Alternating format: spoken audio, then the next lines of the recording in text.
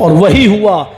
6 तारीख को जिस जगह मेरा जलसा था, 6 तारीख के लोग 9 तारीख में हमारे पास आए शाम को, कहते मौलाना आपने हमारे गांव में जो तकरीर की थी आज वही फैसला हुआ। हमने कहा हमें तो 12 बजे मालूम हो गया, तो हम अब बताने आए। हमारी सूरत क्या है, हमारी कंडीशन क्या है। आज हमारी लड़कियों के पास चले जाओ, हम अपनी बेटियों की बात कर रहे हैं, किसने उनके हाथों में मोबाइल पकड़ाए हैं। हमारी बेटी बीए हाई स्कूल एमए में पढ़ रही है, व्हाट्सएप चलाती है, फेसबुक चला रही है। हम लड़ रहे हैं, कौन सा ईमान हमारे अंदर है। आपने क्लास ली अपनी बेटी की, बेटी तेरे मोबाइल में ये नंबर कहां से आया। बेटी तेरे पास तो 10 रुपए बैलेंस था सिर्फ मिस बेल देने के लिए मुझे, इसमें जियो की सिम पड़ी हुई है और उसमें अनलिमिटेड पैक पड़ा हुआ है, ये किसने डाला। आपने कभी पूछा अपनी बेटी से। आहा, सूरह मरियम पढ़ो, कुरान पढ़िए। हजरत मरियम, मेरे प्यारे साथियों जरा तसव्वुर कीजिए, हजरत मरियम जो मस्जिद के मेहराब में पली है, बड़ी है, परवरिश पाती है, वही उनको खिलाया पिलाया जाता है। हजरत जकरिया उनके कफील हैं, उनके सरपरस्त हैं, अपनी मरियम की देखरेख कर रहे हैं। एक दिन हजरत जकरिया जब मस्जिद के अंदर जाते हैं, मेहराब के अंदर दाखिल होते हैं और अपनी मरियम जिनकी वो किफालत कर रहे थे, उस मरियम के पास जब उन्होंने ऐसे फल देखे जिनका मौसम नहीं था, आम का फल और आम का मौसम नहीं है, तरबूज का फल लेकिन तरबूज का मौसम नहीं है, खरबूजे का फल लेकिन खरबूजे का मौसम नहीं है। मरियम के पास जब बेमौसम फल देखे तो हजरत जकरिया की जबान से जो पहला लफ्ज निकला था, कुरान पढ़िए, कहते हैं अन्ना लकी हाजा। आए मरियम, अपनी नमाज, अपने रोजे और अपनी इबादतों की जानकारी बाद में देना, पहले मुझे ये बता, इस फल का मौसम नहीं है, फल तेरे पास कहां से आया। इस फल का मौसम नहीं है, तुझे किसने दिया है। आए मरियम, बता ये तेरे पास बेमौसम फल कहां से आए। वो मरियम कि जब इनके पेट से ईसा पैदा हुए और जब इल्जाम लगा कि मरियम की तो शादी नहीं हुई है, तो मरियम का बच्चा कैसे पैदा हो गया, तो मरियम पर जब इल्जाम लगने लगे तो मरियम की पाक दामनी और उसके पाक साफ होने की गवाही अल्लाह तबारक व तआला ने दी। अर्श वाले ने उस मरियम से सवाल हो रहा, मरियम बता ये तेरे पास बेमौसम फल कहां से आए। तो जानते हो मरियम ने क्या जवाब दिया। आए मेरे सरपरस्त, आप क्यों मेरे ऊपर डाउट कर रहे हैं, आप क्यों मेरे ऊपर शक कर रहे हैं। मैं वैसी नहीं हूं जैसे आप सोच रहे हैं। ये किसने दिए, अरे ये किसी ने दिए नहीं है। कुरान पढ़िए, चीख कर कहती है कालत हुआ मिन इंदिल्लाह। ओ जकरिया, ओ मेरे कफील, ओ मेरे सरपरस्त, ये सारे बेमौसम फल मेरे पास किसी मेरे बॉयफ्रेंड ने नहीं दिए, किसी लड़के ने लागे नहीं दिए। मैं आपके संस्कार मुझे मिले, आपकी तरबियत मुझे मिली है। आए जकरिया, आए मेरे सरपरस्त, ये सारी नेमतें अल्लाह की तरफ से आई हैं। मेरे ऊपर शक मत कीजिए, मुझे शक की नजरों से मत देखिए। मेरे भाइयों, ये था जवाब हजरत मरियम का। जब मरियम से सवाल हो सकता है कि ये फल तेरे पास कहां से आया बता, तो आप अपनी बेटी से क्या इतना नहीं पूछ सकते कि मैंने तो तुझे छोटा वाला मोबाइल दिया था, ये एंड्रॉयड मोबाइल तेरे पास कहां से आया। तू अपने घर से जब गई थी स्कूल तो 2 किताबें लेके गई थी, ये 4 किताबें तेरे पास कहां से आई। वो कहेगी कि स्कूल में कुछ काम रह गया था, मैंने काम करने के लिए लिया। तो बताओ ये किससे लिया। लड़के का नाम बताए तो कहो कि तुमने किसी लड़की से कॉपी क्यों नहीं मांगी काम के लिए, किसी लड़के से क्यों मांगी। और आप अपनी बेटी को उस स्कूल में पढ़ाएंगे क्यों जहां लड़का भी पढ़ता हो, लड़की भी पढ़ती हो। मेरे भाइयों, जब लड़कियों के स्कूल अलग हैं, लड़कों के स्कूल अलग हैं, तो क्या जरूरत है हम को एजुकेशन में अपनी बेटियों को पढ़ाएं। आज हमारी बेटियां व्हाट्सएप चलाएं, फेसबुक चलाएं, मैसेंजर चला रही हैं और अखलाक से गिरी हुई फिल्में और मूवीज देख रही हैं, और फिर हम ये उम्मीद रखें अपनी बेटियों से कि वो खैर की उम्मीद रख रहे हैं। हम अपने ईमान का जरा जायजा लें कि हम कहां पहुंचे हैं। अल्लाह ने कहा था हम हुकूमत तुम्हें देंगे, सरबुलंदी तुम्हें देंगे, इज्जत तुम्हें देंगे।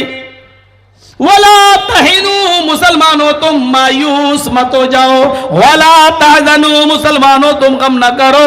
वअंतुमुल आलऊन, तुम ही बुलंद रहोगे, तुम ही साहिब हुक्मरान रहोगे, तुम ही साहिब हुकूमत रहोगे।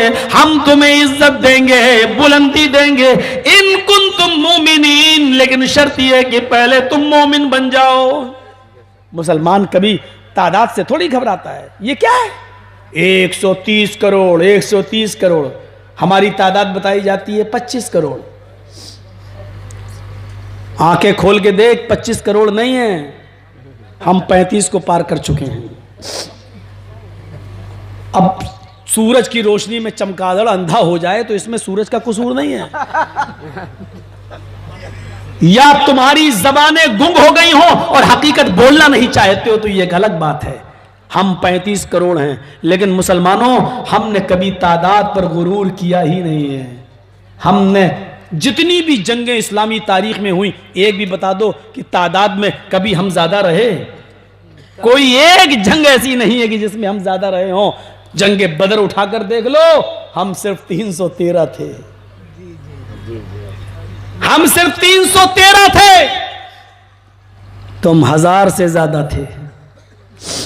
तुम्हारे पास हथियार भी थे, हमारे पास हथियार भी नहीं थे। हमारे पास कुछ नहीं था। तीर था तो छोड़ने के लिए कमान नहीं थी, तलवार थी लेकिन दुश्मन के वार से बचने के लिए ढाल नहीं थी। घोड़ा था लेकिन उस पर चढ़ने के लिए जीन नहीं थी। बूढ़े, बच्चे और जवान जब सबको जोड़ा गया तो तादाद थी 313। और तुम्हारी हट्टे खट्टे जवान तंदुरुस्त उनकी तादाद थी 1000 से ज्यादा। हमारे पास हथियार नहीं, तुम्हारे पास कोई भी ऐसा नहीं जो बेहथियार हो। हमारे पास कुछ नहीं था तो रब पे भरोसा था तो तवक्कुल अल्लाह था।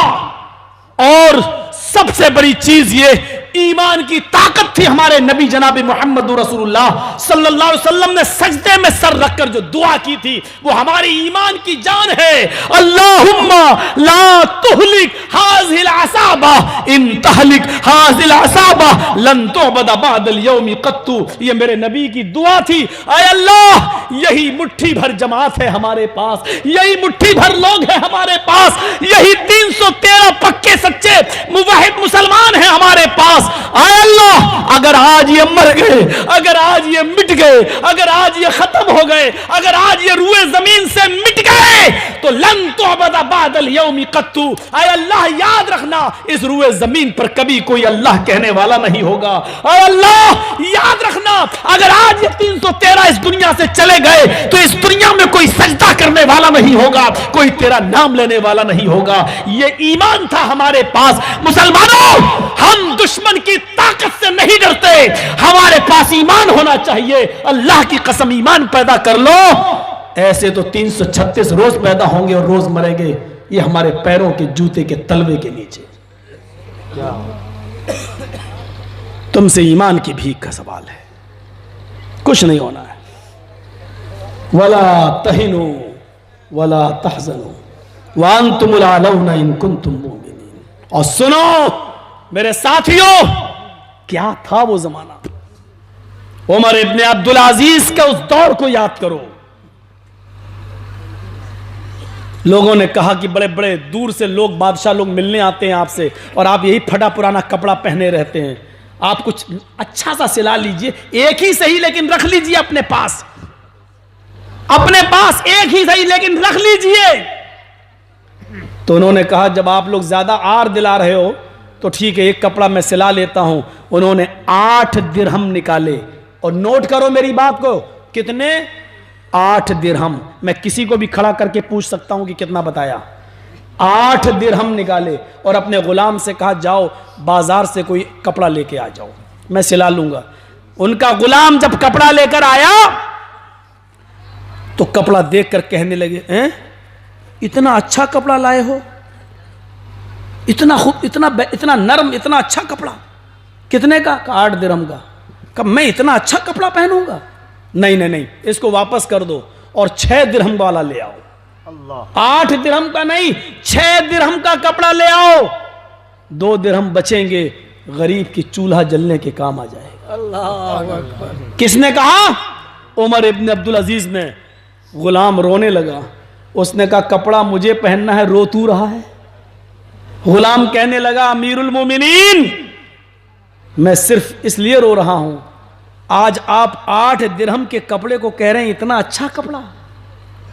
जब आप अमीरुल मोमिनीन नहीं थे, खलीफा नहीं बने थे, तो आप अपनी जिंदगी जब जी रहे थे तो एक दिन आपने मुझे 800 दिरहम दिए थे। अब सुनिए, 8 में और 800 में कितना फर्क है। आपने मुझे 800 दिरहम दिए थे और कहा था कि मार्केट से, बाजार से कोई कपड़ा लेकर आओ। अमीरुल मोमिनीन जब मैं 800 दिरहम का कपड़ा लेकर आया था तो आपने उस दिन 800 दिरहम का कपड़ा देकर कहा था कि मैं इतना घटिया कपड़ा पहनूंगा। तुम्हें यही कपड़ा मिला था, मैं इतना बुरा कपड़ा पहनूंगा। आपने वो कपड़ा मेरे मुंह पे मार दिया था और 200 दिरहम और देकर कहा था 1000 दिरहम वाला कपड़ा लेकर आओ। जाओ इसको वापस कर दो और 1000 दिरहम का कपड़ा लेकर आओ, मैं इतना घटिया कपड़ा नहीं पहनूंगा। कल तक आपको 800 दिरहम का कपड़ा घटिया लगता था, आज वो खलीफा बन गया, अमीरुल मोमिनीन बन गया, आज उसको 8 दिरहम का कपड़ा भी बढ़िया नजर आ रहा है, 8 दिरहम का कपड़ा भी उसको अच्छा लग रहा है और 6 दिरहम का कपड़ा पहनना चाहता है। अमीरुल मोमिनीन अब खलीफा बनने के बाद इस हद तक नीचे चले जाएंगे, सादगी में मुझे मालूम नहीं था। इससे तो बेहतर कपड़ा आप उस वक्त पहनते थे जब आप अमीरुल मोमिनीन नहीं थे। अमीरुल मोमिनीन की आंखों में आंसू आ गए। उमर इब्न अब्दुल अजीज कहते हैं मेरे खादिम, लोगों ने मुझे अमीरुल मोमिनीन बना दिया है, अब मुझे अल्लाह का डर है, अल्लाह का खौफ है। अगर मेरे दौरे हुकूमत में, अगर मेरी अमीरुल मोमिनीन के जमाने में अगर एक भी गरीब घर में चूल्हा नहीं जल सका, एक भी गरीब का बच्चा भूखा सो गया, तो कयामत के दिन उसका हिसाब किताब मुझसे लिया जाएगा, तुमसे नहीं लिया जाएगा। लोगों की जिम्मेदारी ने मेरे सारे नक्शे खत्म कर दिए, मेरे सारे ठाट बाट खत्म कर दिए। अब मुझे 6 दिरहमी का पहनना पड़ेगा। जाओ इस कपड़े को बदल दो और 6 दिरहम का कपड़ा लाओ, 2 दिरहम बैतुल माल में जमा कर देना, ये किसी गरीब के चूल्हा जलने के काम आ जाएगा। ये था अमीरुल मोमिनीन। हम तुम्हें नमूना देख रहे हैं, यहां लोग चाय चाय चाय चाय के नाम पर इख्तिदार में आ गए और इख्तिदार में आने के बाद 10 लाख का सूट पहनकर ओबामा का स्वागत कर रहे हैं। सूरत देखिए, कल तक कहते थे चाय, और वो रिपोर्ट बताती है कि किसी स्टेशन पे इसने चाय बेची नहीं है। अब अल्लाह जाने वो रिपोर्ट झूठी के, अब आगे कुछ नहीं बोलूंगा। मेरे भाइयों जरा तसव्वुर करो आप। अच्छा, काम करने वाले वो नहीं देखते हैं। हमारे चौकीदार साहब का हाल क्या मालूम है? उनके जेब में जो पेन है आपको उसकी कीमत नहीं मालूम, 1 लाख से भी ऊपर है। जो कलम, जो पेन है, और केजरीवाल जो दिल्ली में है वो सिर्फ 5 रुपए वाला कलम रखता है। उस 5 रुपए वाले कलम ने जो काम दिल्ली में कर दिए हैं वो 1 लाख वाला कलम फेल है उसके आगे। 1 लाख कलम वाला आदमी कहता है एनआरसी, सीएए, और 5 रुपए कलम वाला आदमी क्या कर रहा है? दिल्ली में बिजली फ्री, पानी फ्री। वो काम कर रहा है जो सबके लिए हो, ये वो काम कर रहा है जो वर्ग विशेष के लिए हो। अब 1 लाख की ताकत देख लो और 5 रुपए वाली ताकत देख लो। क्यों डरते हो यार? कम हो तो क्या हुआ? जो काम कम लोग कर देते हैं वो ज्यादा वाले नहीं कर पाते हैं। 1 लाख कलम की ताकत और 5 रुपए कलम की ताकत, दोनों ताकतें देख लो और फिर फैसला कर लो। यही मिसाल है। बस हम कम हैं तो क्या हुआ, लेकिन इस भारत के नागरिक हैं। और हम इस रात के अंधेरे में तहज्जुद की नमाज के वक्त हम इस मुल्क के लिए दुआ करेंगे, अल्लाह हमारे इस भारत को तू बेईमानों से बचा ले, आमीन। हमारे इस देश की एकता और अखंडता को कायम रख। ऐ अल्लाह, हम इस गंगा जमनी तहजीब के अंदर रहे हैं हमेशा। अल्लाह हम हिंदू और मुसलमानों के दरमियान भाईचारे को बरकरार फरमा दे।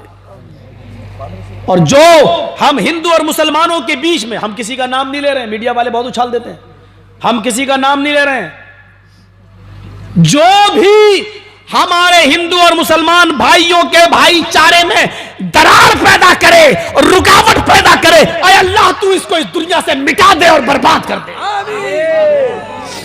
हम जो भी कह रहे हैं, कल कहीं वीडियो में बना मत देना मौलाना जर्जीस ने कहा मोदी को बर्बाद कर दे। ये लोग बहुत जल्दी फोटो बना देते हैं।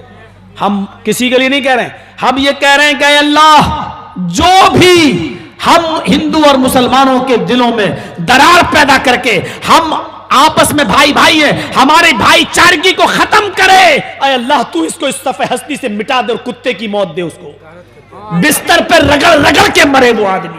ऐ अल्लाह उसको ऐसी मौत दे कि वो मौत भी मांगे तो घुट घुट कर उसको मौत आए, तड़प तड़प के मौत आए। जो हम हिंदू और मुसलमानों के दरमियान नफरत की दीवारें खड़ा करे, जो भी हो, चाहे हम ही क्यों ना हो, ये जो भी बहुत बहुत काम का है। जो इस जो भी को समझ गया वो सब कुछ समझ गया। मेरे भाइयों, इतनी बड़ी बात हमने कह दी आपके इलाके में। अब मुझे लगता है कि कलकत्ता वगैरह में मुझे भी फ्लैट लेना पड़ेगा। अब यूपी के हालात अच्छे नहीं है, पता नहीं कब हम अंदर चले जाएं, बंगाली आ जाते हैं और दीदी जी का प्रचार करना शुरू कर देते हैं।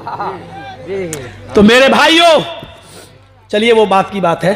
तो मैं आपसे एक गुजारिश यही कर रहा हूं, तो आपसे मेरी गुजारिश है, अपने ईमान को मजबूत करिए, ईमान, नमाजों को पढ़िए और फिर दुआ मांगिए। आज हमारी दुआएं कबूल नहीं हो रही हैं, आज हमारी नमाजें कबूल नहीं हो रही हैं, आज हमारी दुआएं कबूल नहीं हो रही हैं। नमाजों के बारे में तो अल्लाह बेहतर जाने किसकी होती किसकी नहीं। आज हमारी दुआएं कबूल नहीं हो रही हैं। क्यों?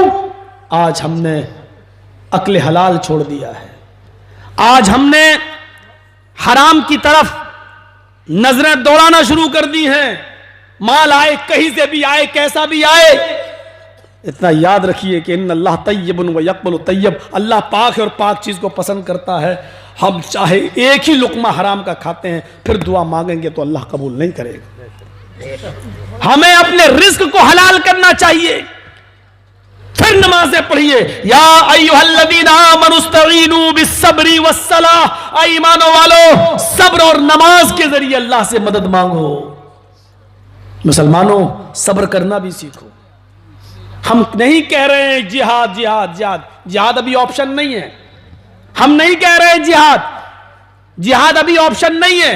जिहाद का ऑप्शन तो उस वक्त होता है जब हमारे लिए सुलह के, सफाई के, अमनो अमान के और बातचीत के सारे दरवाजे जब बंद कर दिए जाएं और हमें किसी भी कीमत पर कबूल न किया जा रहा हो और हर हाल में हमको जब हमें रखने के लिए मना कर दिया जाए कि आप नहीं रह सकते, तब उस वक्त हमारे पास आखिरी ऑप्शन यह है कि हम अब इस दुनिया में, हम इस मुल्क में, हम इस मुल्क के लिए जिए थे, अब मरेंगे भी तो इस मुल्क के लिए मरेंगे। ये हमारे पास आखिरी ऑप्शन बात का है। अभी कंडीशन नहीं है वो, अभी हम उस तरफ नहीं हमको जाना चाहिए और न वो बातें अभी हमारी जबान से निकलनी चाहिए। तो मेरे भाइयों, हमें अभी भी हमारे बहुत से हिंदू भाई और बहुत सी विपक्षी पार्टियां भी ऐसी हैं जो हमारे फेवर में खड़ी हैं, अभी हमें दिलासा दे रही हैं, हमारे साथ हैं। और सबसे बड़ी ताकत वो है अल्लाह की, हमें उसकी जात पर भरोसा। वअलल्लाहि फलयतवक्कलिल मुमिनून, मोमिन तो वो हैं जो सिर्फ अल्लाह ही की जात पर भरोसा करते हैं, अल्लाह ही की जात पर। लेकिन याद रखिए, हम दूसरों को तो बहुत गाली दे रहे हैं, मौलाना जर्जीस दूसरों के बारे में तो बहुत बुरा बोल रहे हैं, लेकिन ये जो बिल पास हुआ है, आपको मालूम है, ये दूसरों की वजह से नहीं, इसमें हमारे भी 14 लोग गद्दार हैं। अब वो 14 कौन लोग हैं, मैं उनके नाम नहीं लूंगा। नाम लेकर मैं उनकी अहमियत नहीं बढ़ाना चाहता हूं, क्योंकि मौलवी जर्जीज के पैरों में पहना हुआ जूता उनकी औकात से कहीं बढ़कर है। अगर इन 14 मुसलमान कैंडिडेटों ने अगर दूसरी तरफ वोट डाला होता इसके खिलाफ, और अपनी पार्टी के स्टैंड से हटकर अगर मुस्लिम फेवर में वोट डाला होता विपक्ष में जाकर, तो माफ कीजिएगा, यह बिल किसी भी कीमत पर पास नहीं होता। जितने बड़े दूसरे मुजरिम हैं, उससे बड़े ये भी मुजरिम है, 14 लोग। और आपके पास आएंगे इलेक्शन के मौके पर भीख मांगने, और आप दे दोगे, हमारे पास ऑप्शन नहीं है। इनको सबक सिखाओ, ये गद्दार हैं, इनको सबक सिखाओ। तो मेरे प्यारे साथियों, ईमान अपने अंदर पैदा कीजिए। मैंने पूरी तकरीर आज इसी बात पे कही है, और जो कुछ कहना था वो भी कह दिया है। इतनी सी बात, और हमारे मोहतरम हसनैन हबीबी साहब कह रहे हैं ख्वातीन के ऊपर बोलिए। मेरे भाई, लेडीज अब हैं भी नहीं और थोड़ी बहुत रह भी गई। और हजरत मरियम का वाकया क्या औरत के ऊपर नहीं था? आप बताइए। हमने वही तो इस्लाह की कोशिश की थी, यही तो कहा कि अपनी बेटियों की आप इस्लाह करिए। आप अपनी बेटी के फुल जिम्मेदार हैं, आप बेटों के भी जिम्मेदार हैं, बेटियों के भी जिम्मेदार हैं। बेटा अगर मोबाइल इस्तेमाल करता है तो वो भी आप निगरानी रखिए, निगरानी। सवाल यह है कि आप तो अलग कमरे में सो रहे हैं, बेटा अलग कमरे में सो रहा है। लड़कियां दुआ मांग रही है, अल्लाह सर्दी जल्दी आए, ठंडी जल्दी आए। अब सर्दी जल्दी आती तो इसका मतलब जानते हो, अब कंबल ओढ़े हुए हैं, लिहाफ डाले हुए हैं, अंदर व्हाट्सएप चलाने हैं, hello hi bye die die, ये सब चल रहा है। आई लव यू ये सब चल रहा है उसमें, अंदर लिहाफ डाल के। उसकी अम्मा सोच रही बेटी सो गई, अरे ये उसकी उम्र सोने की है ही नहीं। तुम जिसको अपनी बेटी समझ रही हो उसके हाथ में मोबाइल दे दिया। अब वो अम्मा जानती नहीं आई लव यू क्या होती, बेटी आई लव यू बक रही। अब बेटी क्या कर, कुछ नहीं, वो ड्राइंग सीख रही हूं मैं, वो नेट पे आई है डिजाइन बनाना, हम उसके। मेरी माँ बहनों, तुम अपनी अम्माओं को बेवकूफ बना सकती हो, मौलवी जर्जीस को नहीं। तुम जिस स्कूल में पढ़ती हो, मैं उस स्कूल का हेड मास्टर रह चुका हूं। को बताती हो कि हम ड्राइंग बना रहे हैं, ये कर रहे हैं, वो कर रहे हैं। और तुमसे भी मैं एक बात कहना चाहता हूं, पर्दा जो इस्लाम का एक बहुत अजीम रुकन समझ लो, बहुत अजीम एक पिलर है। आप अपनी मां बहनों बेटियों से पर्दा कराइए और कंट्रोल में रखिए। आजकल औरतों को इस टीवी ने, खास तौर पर वो जो चैनल आते हैं जिसमें ड्रामे, नाटक, सास भी कभी बहू थी, सीरियल, यहां से हमारी औरतें ज्यादा बिगड़ रही हैं, पहाड़े पढ़ा रही हैं। खाना देर से पकेगा लेकिन सीरियल नहीं छूटना चाहिए, सीरियल नहीं छूटना चाहिए। आदमी की का खाना छूट जाए, शौहर को पर रुक जा, आधे घंटे का और रह गए बस, ये आगे चल के तुम्हें भी पहाड़े पढ़ाएंगी। इनकी शरारतों से तुम वाकिफ नहीं हो, बहुत शरारत खोपड़ी हो चुकी है आज की। वो वाकया सुना, वो एक आदमी को अपनी बीवी पर शक हो गया, कहता मैं ऑफिस जाता हूं, मुझे लगता है कि तू किसी दूसरे से मिलती है। कबक, मेरे ऊपर शक कर रहा, तुम्हें शर्म नहीं आती? उसने कहा ए चुप, मुझे लगता है कि तू मिलती है। अरे भगवान कसम हम नहीं मिलते। उसने कहा अच्छा, भगवान कसम ऐसे मत खा। वो मंदिर देखा तूने पहाड़ी के ऊपर, कहाँ? उसमें एक देवी की मूर्ति है, कहाँ? चल उस पे चल, उसके ऊपर हाथ रख के कसम खा। और उसके ऊपर डर के मारे कोई कसम नहीं खाता था। झूठी कसम खाएंगे मर जाएंगे, झूठी कसम खाएंगे बहुत बुरी मौत होगी, ये अकीदा था उस सबका। तो कहने लगी तो आज ही चलना जरूरी है, आज तो मैं थक गई हूं, कल चलेंगे। तो उसने कहा ठीक है कल चलना। ये चला गया ऑफिस और इसकी बीवी चली गई अपने लवर के पास जिस पर शक था उसको। तो कहा कि ए हमारी चोरी पकड़ी गई। कहा क्या हुआ? कहा चोरी पकड़ी गई, हमारे आदमी को शक हो गया, अब तो बहुत बुरा होगा। तो अब क्या करना है, करना क्या है, कल तुम एक गधा लेके पहाड़ी के नीचे खड़े हो जाना, मैं अपने हस्बैंड से कहूंगी, शौहर से, कि इतनी ऊंची पहाड़ी पे मैं पैदल नहीं चढ़ पाऊंगी, गधा किराए पे कर लो। तुम 20 रुपए मांगना, वो कहेगा ज्यादा है, 10 दूंगा, तुम कह देना हाँ ठीक है चलो 10 में ही आ जाओ, बस बकिया मैं संभाल लूंगी। कहा ठीक है। दूसरे दिन वो लेके गया अपनी बीवी को, गधा लेके खड़ा है वो पहाड़ी के नीचे, चल बैठ। उसने कहा कि पहाड़ी बहुत ऊपर है, हम नहीं चढ़ेंगे, गधा इसको किराए पे कर लो। उसने गधे वाले कितना लेगा, इतना नहीं, इतना नहीं ज्यादा है, तो आप क्या देंगे, ठीक है बोनी नहीं हुई है बैठ जाओ। बिठा लिया उसने बीवी को। अब पहाड़ी पे चढ़ता गया, लेके चढ़ा, और जैसे ही वो देवी की मूर्ति सामने आई, ये औरत नौटंकीबाज सीरियल देखने वाली, ये गिर गई, अपने आप सैक से गिर गई, आदत ऐसे, और अपनी साड़ी उठा के ऊपर खोल ली, ऐसे शर्मगाह खोल ली। अब उसका मर गए, मर। उसके आदमी ने पीछे मुड़ के देखा, जल्दी से आया, साड़ी नीचे की। अंधा देख के नहीं चलाता, गिरा दिया तूने मेरी बीवी को। अरे साहब हम क्या करें, ये सही से बैठी नहीं है, संभल के बैठना चाहिए इसको, हम क्या इसको पकड़ के चलाएं हैं, हम तो गधे की लगाम पकड़े हुए हैं, बैठना तो इसको सही से था। चलो बीबी, मूर्ति पे हाथ रख के कसम क्या खाती है मालूम है, मैं इस देवी माँ की कसम खाकर कहती हूं कि मेरी शर्मगाह को आज तक आपके और इस गधे वाले के अलावा किसी ने नहीं देखा।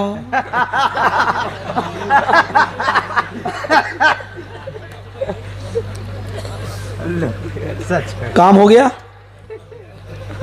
उसने सोचा हाँ आज बेचारी गिर गई, आज इसकी नजर उसकी शर्मगाह पे पड़ गई, तो आज और उसकी भी बात हो गई। चलो चलो चलो कोई बात नहीं, तुम सच्ची हो, हम ही गलत थे, हम ही गलत थे जो तुम्हारे पर शक कर रहे थे। सीरियल दिखाओगे तो यही मक्र करेंगी तुम्हारी औरतें, समझ लो। हम बद्दुआ नहीं दे रहे हैं, अगर ऐसे आजाद छोड़ोगे। वो सुना ना, आजकल इतनी शातिर दिमाग की औरतें हो रही हैं कि एक आदमी बेचारा सीधा साधा था, मौलवी टाइप का, दुआ करता था अल्लाह मेरी शादी जल्दी हो जाए, अल्लाह जल्दी शादी कर दे, अल्लाह मुझे जो भी बच्चा पैदा होगा आलिम बनाऊंगा, कारी बनाऊंगा। उसकी शादी हो गई, अब दुआ मांग रहा अल्लाह जल्दी बेटा दे दे, जल्दी बेटा दे दे, मैं हाफिज बनाऊंगा, कारी बनाऊंगा, मौलवी बनाऊंगा। अल्लाह ने इतनी जल्दी दिया, 3 ही महीने में उसके घर बच्चा पैदा हो गया। हमारे खुशी का अल्लाह ने मुझे 3 महीने में बेटा दे दिया। अब बाहर निकला तो लोग कहते भाग पागल कहीं का, 3 महीने में कहीं बच्चा पैदा होता। अरे हमने दुआ मांगी अल्लाह से, तो दुआ मांगी तो क्या मतलब, अभी दुआ मांगो अल्लाह मेरे बेटे को जवान कर दे, तो कल ही जवान कर देगा क्या? तो हाँ ये बात तो सही है, तो बच्चा तो 9 महीने में पैदा होता, तेरे घर 3 महीने में कैसे हो गया? कहा 3 महीने में हो गया तो क्या क्या हुआ, कोई गड़बड़ हो गया क्या? पागल, गड़बड़ नहीं हुआ, हरामी बच्चा है, किसी दूसरे का है। कहे ये बात है, गया चप्पल उठाई, अपनी बीवी को ताड़ ताड़ ताड़ ताड़। बीवी कहती है अरे क्या हो गया तुम्हें, मारे चले जा रहे हो? कहिए बता कि बच्चा 9 महीने में पैदा होता है, तूने 3 महीने में क्यों कर दिया? उसने भी देखो कितनी शातिर, अल्लाह कैसा तूने मुझे पति दिया, हिसाब जोड़ना भी नहीं जानता। हमने 9 महीने में बच्चा पैदा किया, 3 महीना कहता अल्लाह मैं तेरी किस्मत फूट गई, मैं तो मर गई। अब ये कहता क्या करें, तू कह रही 9 महीना, वो बाहर जा रहा हूं लोग कह रहे 3 महीना। कब तो तुम पागल हो क्या, तुम हिसाब जोड़ना नहीं जानते हो, तुम हिसाब जोड़ो ना, बच्चा 9 महीने में हुआ। कभी भी तुम बताओ तो कैसे 9 महीने में हुआ? कहा कि मेरी शादी तुम्हारे साथ कितने महीने में हुई, कितना महीना हुआ? कहा 3। कहा वो तो मेरी शादी को हुआ, मेरी शादी जो तुमसे हुई उसको कितना महीना? कहा 3। और तुम्हारी मुझसे हुई उसको कितना महीना? कहा 3। तो कहा कितना हुआ? 3 मेरा और 3 तुम्हारा। तो कहा 6। कहा बच्चा कितने महीने के बाद हुआ? कहा 3। कहा 6 और 3 कितना हुआ? कहा 9। हाँ यार सही तो है, 3 महीना मेरी शादी का, 3 महीना तेरी शादी का, 3 मेरा 3 तेरा 6, 3 महीने बाद बच्चा 9। अरे मरने दो कमीनों को, अल्लाह ने जल्दी दे दिया इसलिए जल रहे हैं, रख लिया। इस तरीके से आजाद छोड़ोगे तो कल हमारी बीवियां भी हमें ऐसी पहाड़े पढ़ाएंगी। मेरे भाइयों लंबा सफर करना है, मैंने नहीं सोचा था कि आधे घंटे से ज्यादा बोलूं, 1.5 घंटा 1 घंटा से ऊपर, 1.25 घंटे से ऊपर हो गया है। 7:30-8 बजे की फ्लाइट है, निकलना भी है। और फिर छोड़िए, हमने फजले बारी साहब से कह दिया है इंशाअल्लाह जिस महीने में ये कहेंगे आपका काम अधूरा रह गया है, जलसा भी उस तरीके का नहीं हो पाया जिस तरह होना चाहिए। ये जिस महीने में कहेंगे, महीना ये बताएंगे, तारीख में बताऊंगा।